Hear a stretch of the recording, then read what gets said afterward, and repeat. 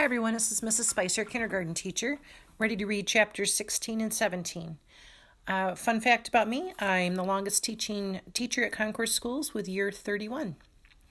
Let's start with chapter 16. Shanghaied, Sophia yelled, kidnapped, stolen, forced to come aboard against my free will. Join the club, but Flora was so excited she couldn't keep her front feet still. Cats don't join, Sophia glanced over her shoulder. Never mind. Something was different about her, Flora thought. Sophia had lost weight. She looked less confident. Are you all right? She asked. You look thin. So do you, and definitely hairier. Flora looked down. Her hair had always been softer than the other pig's hair on the farm, but now it was growing thicker, covering her body in a coat of white that could almost be called fur.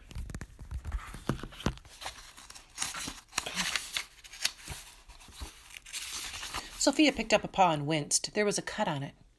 The worst thing about being on this tub is they expect you to work for your supper. I was tucked into a nice warm corner in the kitchen until the cook saw something hiding in the rice bin he didn't like. Flora had a pretty good idea what it was. The cook was lucky to have Sophia. She'd keep his kitchen rat-free. The cat went on.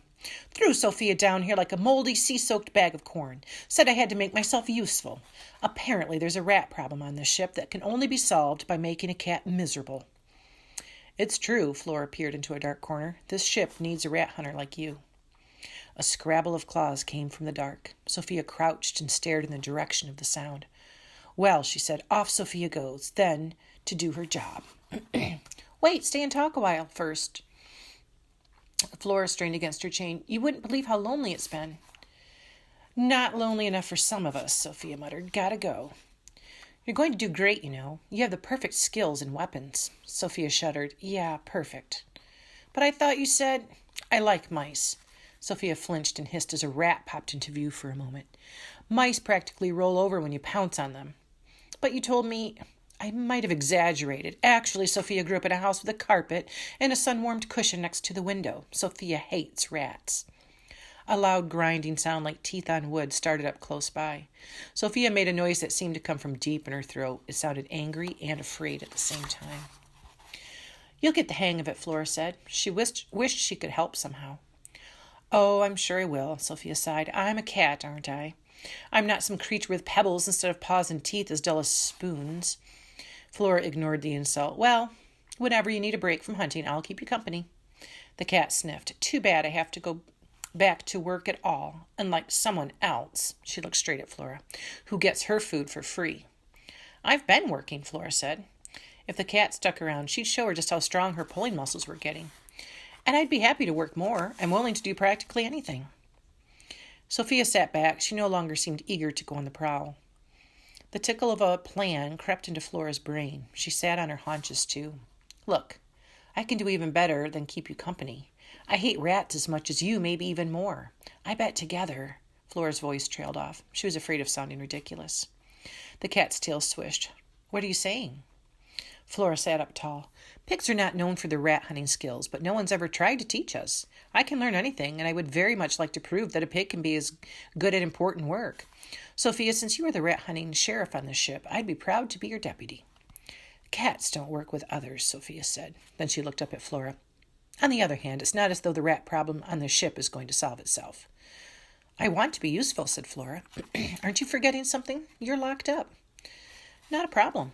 Flora stretched out her neck. Your teeth look just right for cutting through leather. It took a while and more grumbling, but before too long, Flora's chain clanked to the dark floor, the collar chewed in two. Now, chapter 17.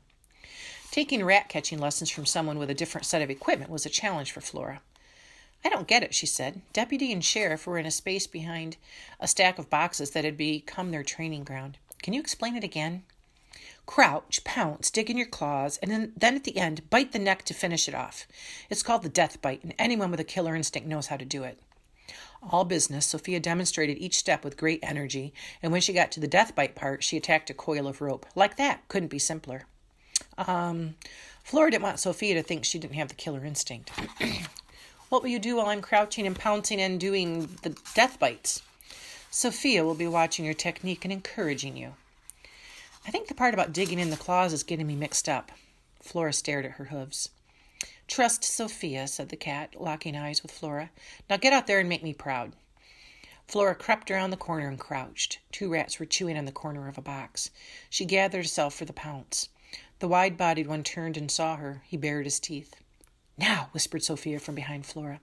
Flora tensed her muscles and leaped. What happened next was the most embarrassing moment of her life. Her hooves, which might have leaped just fine on dirt or a manure pile, slipped out from under her on the wooden boards. She fell flat on her belly, which knocked the air out of her. As she lay gasping, she thought she might have heard laughter as the rats patted away. Sophia switched her tail. At least the crouch was good. Flora got to her feet. Twice more she crept out to meet her enemy, and twice more suffered the same result. The only difference was that each time she pounced with less enthusiasm so as to save her poor belly. She dragged herself back to the sheriff. "Not bad," said Sophia. "You're starting to get it now." Flora moaned, and a stream of light flashed down into the dark hold. The rats scurried for the shadows, and Sophia froze. "Who's that?" she asked. "Just Amos the cook. Breakfast time." "Come on." Flora dashed back to her bowl. She threw herself on her chains to disguise that she was no longer bound by them. Sophia curled in behind her. "How's my little ham bone doing, eh?" Amos dumped out a particularly large helping of leftovers. "I got a big feast for you today. You're still skinny. Get big and fat, okay?" The cook turned and looked around. He tried to see into the dark corners. "Where's that lazy cat?" Flora felt Sophia curling closer. "Amos still has rats in his kitchen," he boomed, and then peered around a few more boxes before heading up the stairs. "Anything in that bowl for a lazy cat?" whispered Sophia. "Pig food smells pretty good right now." "Well, don't just sniff it, or smells will be all you get," said Flora, plunging her snout into the slops.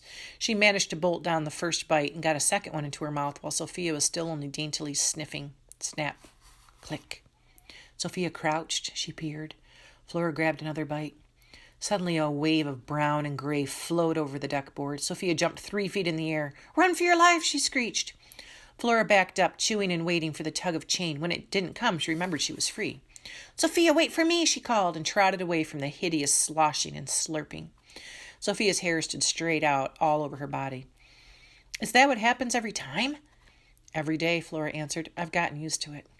"I had no idea there were so many rats in the whole world." Flora slumped to the floor. It didn't seem very likely either of them would be getting a full meal any time soon. Sophia poked a claw into Flora's back. "Training time is over, Deputy. This is for real." "Ouch," said Flora. "What's the plan?" Sophia leaned close to Flora's ear. "Fight for what belongs to you. Forget about technique. Just pound the stuffing out of the next naked-tailed, beady-eyed bully who tries to take away your food."